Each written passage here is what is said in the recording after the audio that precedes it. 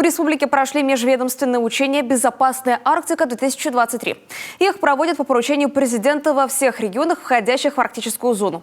В Усинске в рамках тренировки структурные подразделения отработали действия по ликвидации условно-чрезвычайной ситуации на нефтегазовом предприятии. До начала учений руководители регионов доложили о готовности в режиме ВКС министру МЧС России Александру Куренкову.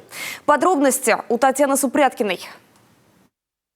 Уважаемый Александр Вячеславович, органы управления сил и средств Коми республиканской подсистемы единой государственной системы предупреждения и ликвидации чрезвычайных ситуаций, проведение учений «Безопасная Арктика-2023» готовы.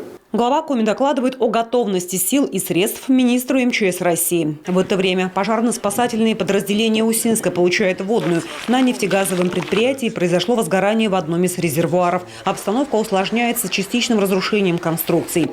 Для ликвидации техногенной аварии необходимо обеспечить бесперебойную подачу тушащих средств. Спасатели приступают к пенной атаке. Так они охлаждают резервуары, а еще устраивают водяную завесу. Для разведки и мониторинга обстановки применяют беспилотные авиационные системы.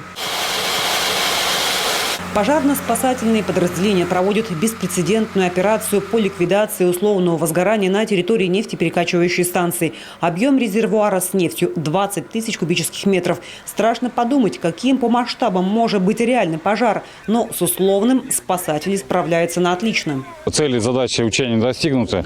Отработано тушение пожаров в резервуаре в зимних условиях. Отработана современная подача воды и пены, защиты соседних резервуаров.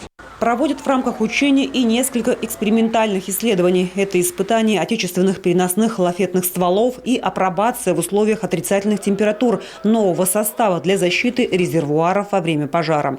Полученные данные будут использованы для совершенствования деятельности спасательных служб. Это позволит повысить уровень межведомственного взаимодействия при ликвидации ЧС в Арктике.